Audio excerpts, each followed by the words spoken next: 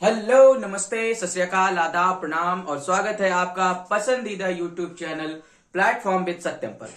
और आज हम पढ़ने वाले हैं वास्तविक संख्याओं की तीसरी क्लास में एक्सरसाइज 1.1 का दूसरा सवाल। पिछली वीडियो में हमने इंट्रोडक्शन किया था पहली क्लास में, और उसके बाद दूसरी क्लास में हम लोगों ने बात की थी 1.1 के क्वेश्चन नंबर 1 के बारे में। लेकिन आज तीसरी क्लास है और तीसरी क्लास में हम एक्सरसाइज 1.1 के दूसरे सवाल के बारे में बात करेंगे, जिसमें क्वेश्चन कह रहा है कि पूर्णांकों का एचसीएफ व एलसीएम ज्ञात कीजिए। इसमें कंडीशन क्या दे रखी कि दो संख्याओं का गुणनफल बराबर एलसीएम गुणे एचसीएफ, जिसके अंदर दो सेक्शन है। पहला है कि 26 व 91 का एलसीएम तथा एचसीएफ ज्ञात कीजिए, तथा दूसरा सवाल है 510 व 92 का।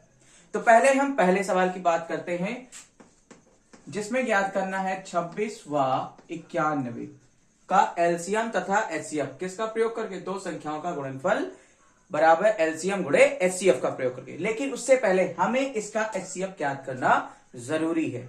देखिए, पहले क्या करेंगे कि 26 को उनके अभाज्य गुणनखंड के रूप में तोड़ लेंगे। तो 26 का अभाज्य गुणनखंड पहले किससे कटेगा, 2 से, और फिर 13 से, यानी 13 से।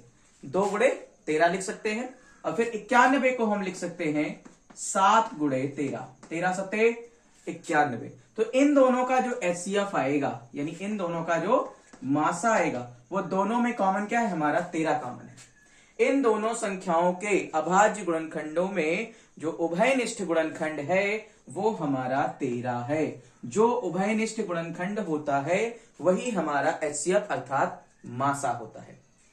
अब बात करेंगे एलसीएम के बारे में, लेकिन एलसीएम निकालने के लिए हम इसका प्रयोग ना करके इस सूत्र का प्रयोग करेंगे कि दो संख्याओं का गुणनफल बराबर एलसीएम गुणे एचसीएफ का। और हमें अब एचसीएफ पता हो चुका है, तो सवाल ज्यादा कठिन नहीं है। अब आराम से पुट करके निकाल सकते हैं। पहली संख्या हमारी क्या है, पहली संख्या ए हमारी है 26, दूसरी संख्या हमारी 91, और एचसीएफ हमारा जो आया है वो है 13। तो क्या लिखेंगे सूत्र से कि a इंटू बी बराबर एलसीएम इंटू एचसीएफ। ठीक है, तो पहली संख्या हमारी 26 और दूसरी संख्या 91।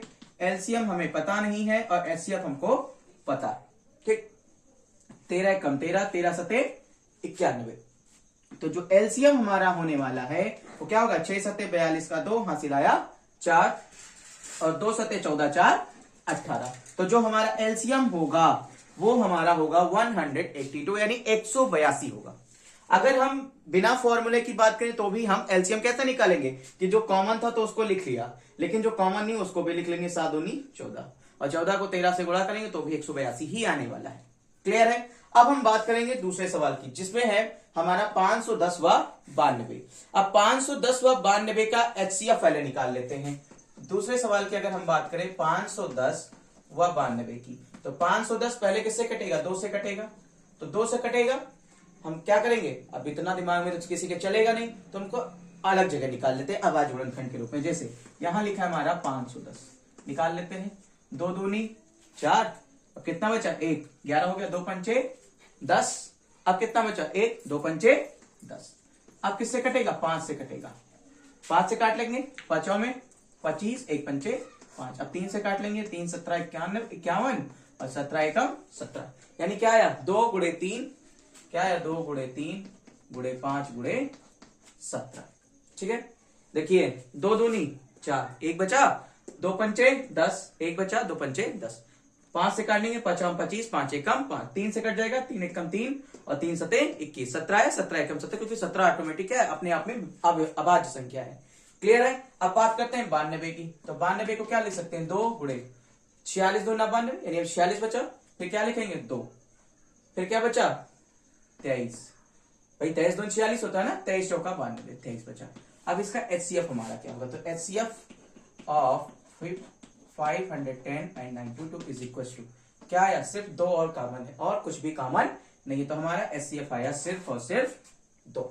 एचसीएफ हमारा क्या आया, 2 कॉमन है, क्योंकि दोनों में क्या है, सिर्फ उभयनिष्ठ गुणनखंड हमारा 2 है, उसके अलावा कोई भी उभयनिष्ठ नहीं है। अब हम फॉर्मूले से चलेंगे, तो पहली संख्या a बराबर 510, b बराबर हमारा 92, और एचसीएफ जो हमारा आया वो हमारा आया है 2।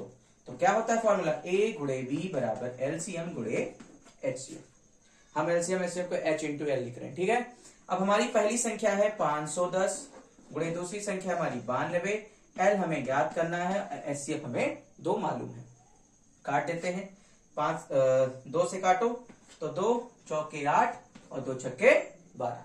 तो जो एलसीएम हमारा आएगा, एलसीएम इज इक्वल टू कितना आएगा, 510 को 46 से गुणा करना है, कर लेते हैं।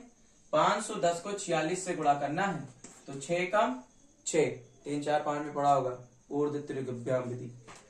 6 कम 6, 5 छक्के 30, 4 एकम 4, 34, 34 में 3 बचेगा, 5 चौका 20, 3 23, 2 3 4 6। तो हमारा क्या लासा आया, लासा आया 23,460। ठीक है, तो हमने पहले क्या किया कि 26 और 91 का क्या किया, एचसीएफ निकाल लिया। जब एचसीएफ हमें मालूम हो गया तो हमने क्या किया कि इसको फॉर्मूले में लिख दिया कि ए इंटू बी बराबर एलसीएम इंटू एचसीएफ।